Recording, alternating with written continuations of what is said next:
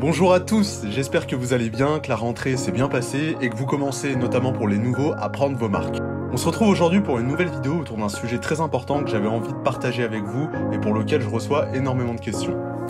Alors j'avais envie de vous parler d'un sujet essentiel que l'on oublie très souvent, à savoir l'importance d'avoir un bon dossier en fac de droit. L'organisation de la vidéo se fera en 3 parties. Dans un premier temps, on verra qu'est-ce qu'un bon dossier.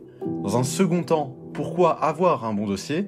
Et dans un troisième temps, comment avoir un bon dossier. Qu'est-ce qu'un bon dossier ?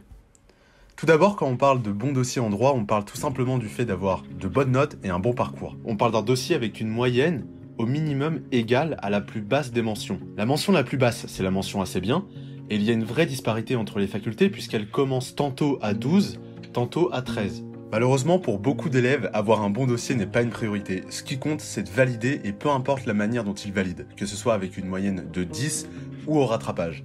La fac est devenue un parcours du combattant pour beaucoup d'étudiants qui cherchent à survivre plutôt qu'à apprécier leurs études. Et je peux comprendre que cette situation soit désagréable et génère des remises en question. Un bon dossier, c'est notamment un dossier avec des bonnes notes et donc des mentions. Pour obtenir une mention en droit, il faut énormément travailler et investir du temps dans ses études. C'est notamment ce qui explique pourquoi les recruteurs en master y sont très sensibles. Ils connaissent la difficulté de la fac de droit et les investissements qu'il faut y consacrer pour obtenir de bonnes notes. Parce que si on prend une promo, je pense qu'on a à peu près 20% des étudiants qui ont une mention, ce qui est très peu. Pour moi, cette faible quantité d'étudiants qui obtiennent des mentions s'explique par 3 facteurs. Premièrement, on a un manque de pédagogie à la fac de droit, je vais pas revenir dessus, mais effectivement, il faut avoir le courage de dire que le modèle d'enseignement des facs de droit est aujourd'hui inadapté aux besoins des élèves. Deuxièmement, on a la technicité du droit, puisque le droit c'est un domaine très technique. Les concepts juridiques sont complexes à comprendre et on attend des étudiants une démonstration, exactement comme pour les maths. Or, il n'est pas évident de démontrer un raisonnement quand le domaine lui-même est très complexe. C'est technique, c'est difficile. Néanmoins, difficile ne veut pas dire impossible, et j'insiste là-dessus. Donc il faut pas se réfugier derrière cet argument en se disant « Bon, j'ai pas une mention car de toute façon le droit c'est dur ». Réfléchir ainsi c'est se trouver des excuses, et il ne faut pas oublier qu'une fois devant les recruteurs, tu seras pas là pour justifier ce pourquoi tu n'as pas une mention. Le troisième facteur, donc c'est une méthode de travail inefficace. Et oui, je sais que la vérité est parfois difficile à entendre, surtout quand on travaille beaucoup, mais il faut bien faire la différence entre travailler beaucoup et travailler bien. En fait, ce qu'il faut bien comprendre, c'est que c'est pas parce qu'on passe 10 heures sur une matière qu'on a bien travaillé. Je sais que je devrais pas dire ça, mais je vais prendre mon propre exemple. En L2, j'ai majoré toute l'année en droit administratif et pourtant j'ai jamais acheté le GAJA. Je ne passais pas des heures sur ce livre. J'avais simplement acheté un livre qui s'appelait Les Éditions Carré, qui résumait très bien le concept des arrêts, et surtout je comprenais la matière et ce qu'on attendait de moi. Bien sûr, quand je parle de méthode de travail inefficace, je parle des étudiants qui travaillent. On peut pas travailler à ta place, donc si tu préfères tout le temps sortir que de faire tes TD, à un moment, il faut pas s'étonner de ne pas avoir les notes que tu souhaiterais avoir. On n'a rien sans rien, il faut se donner les moyens de réussir parce que la fac ne te fera aucun cadeau. Pourquoi avoir un bon dossier ? Avoir un bon dossier ne sert pas simplement à donner ses jolis diplômes à ses parents pour qu'ils les accrochent fièrement sur le mur du salon ou au-dessus de la cheminée. En réalité, c'est d'une importance capitale pour ton avenir. Et tu te souviens de cette fameuse phrase qu'on nous répétait quand on était plus jeune ? Il faut bien travailler à l'école.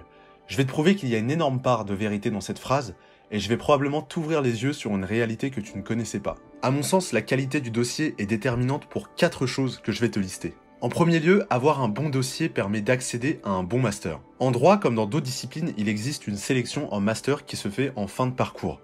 Je crois que la sélection est toujours maintenue en M2 dans beaucoup de facultés, mais de plus en plus elle intervient dès le master 1. Autant te dire qu'avoir sa place dans un master renommé, ça se travaille dès le début des études, et ça malheureusement c'est ce qu'on ne te dit pas quand tu arrives à la fac. Alors certes, t'arrives en L1, tu sais pas quel master tu vas choisir, mais dans tous les cas, si tu veux à coup sûr un emploi, il faut viser un master renommé et donc avoir de bonnes notes. Et des exemples de sélectivité, je peux t'en donner plusieurs dans mon parcours.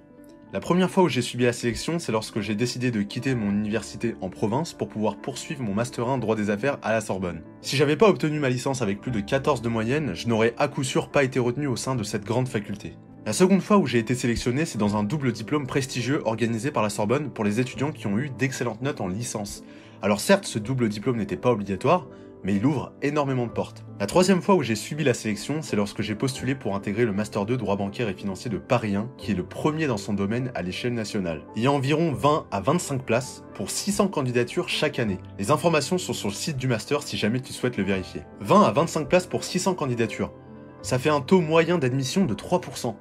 Ça veut dire qu'il faut faire partie des 3% à l'échelle nationale qui ont le meilleur dossier.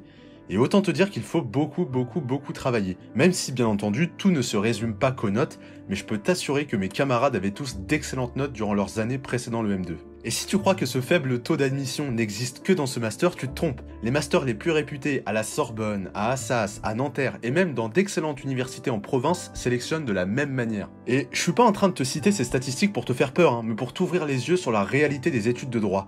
Beaucoup d'étudiants ont négligé la qualité de leur dossier et se retrouvent aujourd'hui soit sans master, ou soit dans des masters qui n'offrent aucune débouchée, ce qui les conduit tôt ou tard à se réorienter. En second lieu, avoir un bon dossier permet d'obtenir un bon emploi. Et oui, ça paraît étrange, mais c'est bien la réalité. Et si tu crois que les études de droit assurent d'obtenir un bon emploi, tu te trompes largement. C'était vrai il y a 30 ans, mais aujourd'hui, s'insérer dans la vie active après une fac de droit n'est pas facile du tout. Pourquoi ? Tout simplement parce que ce sont des études qui séduisent énormément. Et qui dit qu'il y a plus de monde, dit qu'il y a de plus en plus de concurrence. Et si on prend l'exemple des avocats, leur nombre a explosé ces 15 dernières années. Il n'est donc pas rare de voir des avocats qui aujourd'hui se paient au SMIC car la concurrence est trop importante. Alors certes, certains emplois juridiques sont à l'abri, comme les notaires, les magistrats, ou même les avocats d'affaires. Pourquoi ? Car ils sont tous sélectifs. Soit par concours, comme les notaires ou les magistrats, soit par le parcours, comme les avocats d'affaires. Effectivement, beaucoup d'étudiants ont trop regardé Suits et pensent qu'ils vont travailler dans un cabinet américain à l'issue de leurs études. Mais la réalité est bien différente. Il y a une différence entre le vouloir et le pouvoir. En effet, les cabinets américains, anglo-saxons, ou même les prestigieux cabinets français ne recrutent que certains élèves ayant eu certains masters, certains parcours et certaines notes. Ce sont des cabinets d'excellence, raison pour laquelle ils ne recrutent que ceux qu'ils considèrent comme ayant été des élèves excellents. Et pour savoir si l'élève est excellent, très souvent, ces recruteurs regardent le master d'où il est sorti et les mentions qu'il a obtenues. Certains masters font bien entendu autorité. Ils sont connus de tous comme les prestigieux masters à la Sorbonne ou Assas. Bien sûr, il existe d'excellents masters en province comme les DJCE et je rentrerai pas dans le débat de savoir quelle est la meilleure faculté de droit en France. Ce qu'il faut bien retenir, c'est que des excellents masters, il n'y en a que quelques-uns en France. Et ce sont ceux-là qu'il faut viser à coup sûr pour à la fois trouver un bon emploi et surtout un emploi qui soit bien rémunéré. Parce que oui, trouver un emploi de juriste, c'est pas si difficile que ça si on est prêt à accepter un poste qui est mal payé. Ça, c'est sûr, il y en a. À Paris, le coût de la vie est incroyablement cher et pourtant la plupart des entreprises proposent des salaires d'entrée pour les juristes à moins de 2000 € par mois, alors qu'on touche 2500 € en étant juste en stage dans des cabinets américains. Oui, il est possible d'être juriste, de trouver un emploi rapidement et d'être bien payé, notamment dans les banques d'investissement. Mais encore une fois, ce n'est pas tout le monde qui peut y rentrer, le processus de sélection est très drastique et il vaut mieux avoir eu des mentions durant ces années et très souvent avoir fait une top école de commerce comme HEC, l'ESSEC ou le SCP. Encore une fois, je souhaite pas te faire peur, je veux juste ouvrir les yeux sur l'état actuel du marché de l'emploi juridique en France. Et si tu veux vérifier, c'est tout simple. Tu vas sur Village de la Justice et tu regardes les offres d'emploi pour les juristes juniors et le salaire qui est proposé. En troisième lieu, avoir un bon dossier permet plus facilement de changer de voie. Alors ça, effectivement, c'est un point que personne n'aborde, et pourtant, c'est à mon sens très important. Il n'est pas rare que les étudiants en droit souhaitent arrêter leurs études de droit pour se diriger vers quelque chose de plus général, notamment les écoles de commerce ou Sciences Po. Il existe un bon nombre de passerelles pour passer du droit vers d'autres branches, des écoles très réputées, mais là encore, il faut avoir un excellent dossier pour y rentrer. À titre d'exemple, Sciences Po Paris regarde les dossiers pour y entrer en master à partir de 15 de moyenne. Bien sûr, il existe des écoles moins sélectives et qui sont de bonnes écoles, mais le but c'est justement de viser le plus haut possible pour avoir le meilleur possible. Et même au-delà du parcours scolaire, aujourd'hui ça permet de changer de voie professionnelle. On dit souvent que le droit mène à tout, mais attention, c'est pas parce que t'as fait du droit que tu peux dès demain intégrer par exemple la direction stratégique ou la direction marketing d'une entreprise. Quand on te dit que le droit mène à tout, cela veut dire que le diplôme ne sera pas une barrière pour faire autre chose. Mais pour véritablement que ce diplôme t'ouvre d'autres portes, il faut s'être distingué dans son parcours, montrer qu'on a su être un élément compétitif par des mentions et des expériences professionnelles rigoureuses. C'est à ces conditions que le droit pourra t'ouvrir d'autres voies professionnelles. En quatrième lieu, avoir un bon dossier permet de renforcer la confiance en soi. La confiance en soi, c'est l'un des points les plus importants à mes yeux. Aujourd'hui, on vit dans une société où les gens n'ont plus confiance en eux et doutent de leurs propres capacités. A fortiori, cela s'observe de façon très marquée chez les étudiants en droit qui perdent confiance en eux au fur et à mesure des examens en pensant qu'ils ne sont pas assez intelligents pour réussir. Les études de droit ont une emprise psychologique importante, et il faut le dire. Si le taux d'abandon en première année est important, ce n'est pas pour rien, il faut être capable de résister à la pression qui pèse sur nos épaules. A l'inverse, dès qu'on met en place une méthode de travail efficace qui permet d'avoir de bons résultats, on observe qu'on rentre dans un espèce de cercle vertueux. Les bonnes notes renforcent la perception qu'on a de nous-mêmes, et on accepte enfin de se dire « Ah d'accord, je suis capable de faire des choses, je suis capable de faire ça ». Et c'est un phénomène qui s'auto-alimente. Réussir ses études renforce la confiance en soi, et plus on a confiance en soi, plus on réussit ses études. Pour prendre un exemple concret, J'ai fait ma licence de droit en province et j'avais toujours entendu dire que les élèves à la Sorbonne étaient meilleurs que les autres. Ces fameux bruits de couloir quoi. Pourtant en arrivant en Master 1, je suis arrivé confiant car je savais de quoi j'étais capable.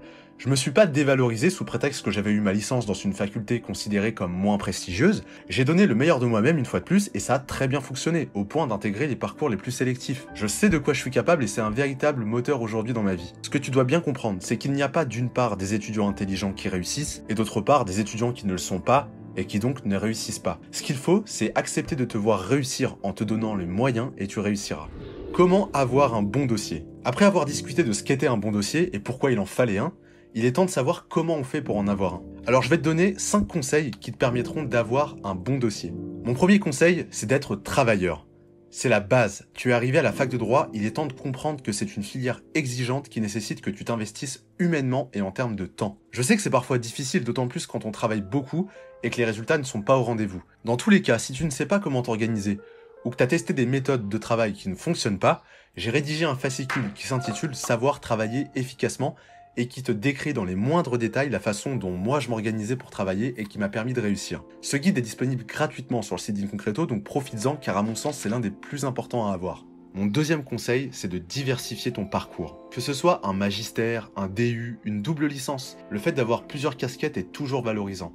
Ça prouve à la fois ton ouverture d'esprit, ta curiosité et ta capacité à gérer une charge de travail importante. Ça peut être une excellente chose, surtout quand par exemple le directeur du DU est aussi le directeur du master que tu souhaites intégrer. Mon troisième conseil, c'est de faire des stages dans de grandes institutions. À mon sens, il est important de faire des stages à partir de la L3 dans de grosses structures, soit des cabinets internationaux très reconnus, des grosses entreprises, des compagnies d'assurance, des banques, voire des juridictions ou des ONG. Le plus important, c'est d'avoir un gros nom sur ton CV, dans la mesure où avoir travaillé dans une grosse structure permet bien souvent de démontrer que l'élève a fait preuve de motivation, de courage et de rigueur. Ce sont des qualités très valorisées. Alors est-ce qu'il faut faire des stages en L1 et L2? À mon sens, c'est pas utile, sauf si tu le veux bien entendu, auquel cas t'as bien raison. Mais stratégiquement, ça ne sert à rien, car on ne te confiera absolument aucune tâche à responsabilité. Au mieux, tu feras de l'administratif. Et j'en vois déjà qui vont me dire « Oui, mais faire un stage dans de gros cabinets, c'est difficile. Trouver une grosse entreprise, c'est difficile. Intégrer une grosse juridiction, c'est difficile. » C'est peut-être difficile, mais c'est pas impossible. Tous les ans, il y en a qui le font. En revanche, je ferai une vidéo pour vous donner un maximum de conseils pour intégrer ces grosses structures. Mon quatrième conseil, c'est d'être curieux. Le dossier, c'est pas que tes notes en droit. C'est aussi tout ce que tu peux faire à côté. Ça peut être des associations, mais les expériences associatives ne sont pas aussi valorisées qu'on le prétend. Je sais qu'on encourage les étudiants à en faire partie, mais crois-moi, tu prends quelqu'un avec une moyenne de 15 sans association et une personne qui a 12 avec une association, dans la majorité des cas, ce sera celui qui a 15 qui sera pris. Essaye d'apprendre des choses par toi-même. T'es pas obligé de faire une école pour apprendre des choses. Par exemple, tu peux apprendre à coder sans faire une école d'informatique ou d'ingé. Le but, c'est d'essayer d'acquérir des compétences qui sont très en vue aujourd'hui, notamment au regard de l'essor des nouvelles technologies. Et je te raconte pas de blabla, hein. Par exemple, aujourd'hui, beaucoup d'entreprises fonctionnent avec l'intelligence artificielle et doivent breveter leur algorithme. Or, si un avocat veut pouvoir conseiller une entreprise vis-à-vis du brevet, il doit comprendre comment fonctionne l'algorithme et donc avoir les bases du code. Mon cinquième conseil, c'est de passer des tests de langue. Que ce soit l'anglais, l'allemand, le mandarin, peu importe, il faut que tu passes un test qui reconnaît officiellement ton niveau de langue. En droit, l'anglais est incontournable, même si à la fac, les cours d'anglais ne servent pas à grand chose. Il faut absolument que tu sois bilingue pour travailler dans un gros cabinet et maintenant, même pour des cabinets plus petits. Par exemple, je vois de plus en plus de cabinets qui demandent à des futurs avocats en droit du travail d'être bilingues, alors que c'est un droit français. Mais bon, ça devient de plus en plus exigé et il faut le savoir. Le plus tôt tu maîtrises différentes langues, mieux c'est. Et t'as pas besoin de partir à l'étranger pour être bilingue. Pour ma part, je suis bilingue anglais car j'ai réalisé toutes mes expériences professionnelles dans des structures ou des départements où l'anglais était la langue de base, que ce soit pour travailler, durant les réunions, voire discuter avec mes collègues. En conclusion, je peux que t'encourager à te mettre au travail le plus tôt possible pour faire en sorte d'avoir un bon dossier. C'est d'une importance qui dépasse ce que l'on peut imaginer quand on commence les études de droit et j'espère que cette vidéo a pu t'aider à y voir plus clair. Et surtout, sache qu'il est jamais trop tard pour bien travailler. Si tu découvres cette vidéo et que tu es en L3, c'est encore jouable, donc ne lâche pas l'affaire et donne-toi à fond. Si certains étudiants y arrivent, c'est que c'est possible, et tu n'es pas moins intelligent qu'eux. Il te suffit juste d'avoir envie et de te donner les moyens d'y parvenir. Si jamais tu vois d'autres axes qui permettent d'améliorer le dossier, n'hésite pas et laisse un commentaire, on pourra sûrement en discuter. Également, tu peux rejoindre Inconcreto sur les réseaux sociaux comme Instagram, Facebook et même Twitter où je réponds aux questions. Sur ce, je te souhaite énormément de courage pour ton année et n'hésite pas à t'abonner si ce format de vidéo te plaît.